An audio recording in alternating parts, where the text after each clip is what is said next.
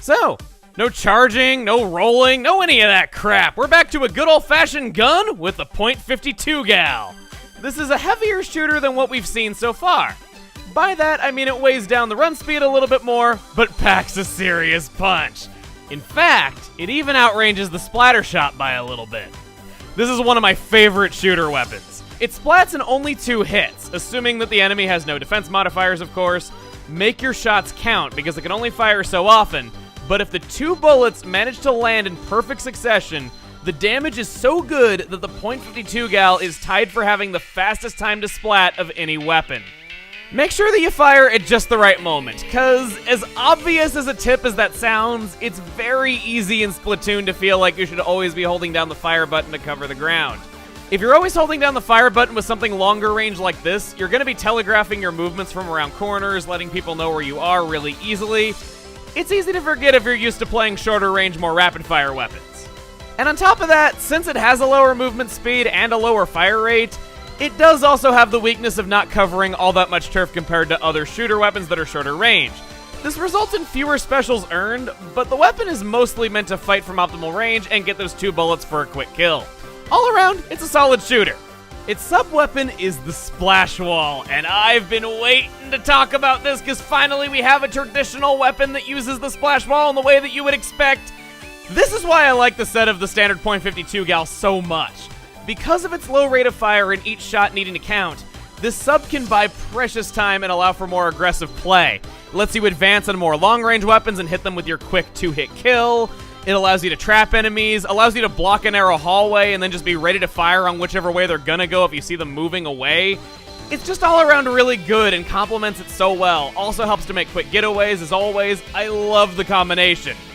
And it gets even better when its special is Killer Whale. It might seem a little bit redundant that we have 3 different parts of the same set that are all good at playing narrow hallways, but it's darn good at doing that. A Splash Wall buys time to lay down a Killer Whale in situations not otherwise possible, plus the combination of Splash Wall and Killer Whale is downright formidable in ranked battles. In tower control, you can do a well-placed Splash Wall in the tower's path to force enemies off it. You can launch a Killer Whale at whatever goal the enemy is trying to achieve in any ranked battle. It's just all around a really good set. And now that we have all 3 parts, one of the things that makes this set so popular is that the .52 gal is a great counter to other shooters, especially the vanilla splatter shots that are very balanced and have few weaknesses. The main reasons being is that it outranges all those common shooters, and there's not really a whole lot they can do about you killing them so fast over a great distance. You have the Splash Wall that affords you mistakes where it doesn't allow them mistakes. The Killer Whale lets you manipulate where they're moving in addition to the Splash Wall already allowing you to manipulate where they can move. It's just all around a really good set for countering the Tenatech splatter shot among other ones. In the way of equipment, I'm going to, once again, give special mention to Damage Up. The .52 gal, true to its name, does exactly 52 damage. Because of that, you want Damage Up on your set to counter any defense up, because just about any defense up will turn your 2-hit kill into a 3-hit kill. In fact, most any equipment that isn't special duration up will help this set in a meaningful way. Again, it's very good in a lot of situations. It's seldom that it's not helped by at least something. Adjust it to your own playstyle. A bit of a fun fact is that in the beta version of Splatoon, this weapon was called the 5.2 Gallon, and instead of the Killer Whale, it had an Ink Strike as its special. Yeah.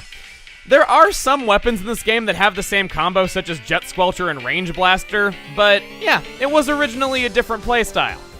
Next up is the more fabulous, glittery cousin of the .52 gal, the .52 gal Deco. It is the exact same gun, though special depletion is light. It's been watching its figure. Its sub-weapon is the Seeker. Our first time seeing these, and actually one of our last times seeing these.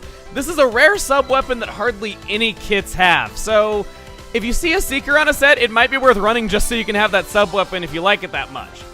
Seekers will travel forward after you launch them, and they will leave a trail of ink behind them. They work in one of 2 ways, either traveling in a straight line in front of the user if there are no enemies nearby, or the Seeker will careen toward a target, hence the name Seeker. Holding the R button allows the user to see which enemy it'll lock onto before you deploy it, though only kid forms can be targeted. Like with any bomb, a direct hit will be a 1-hit kill. But indirect hits, oddly enough, do anywhere from 20 to 80 damage. Why does it have such a big damage range? I have no idea. In terms of combat uses, they are great if used on enemies from behind when they don't have a clear escape route and won't see it coming right away.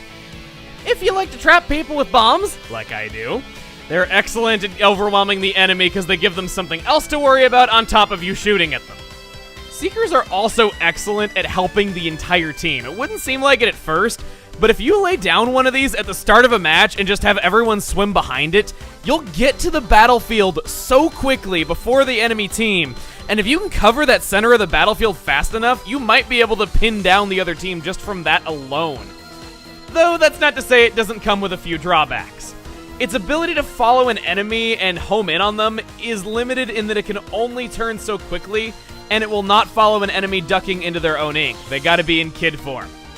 It's also possible for enemies to jump over it, though this is a little hard to do in latency during online play.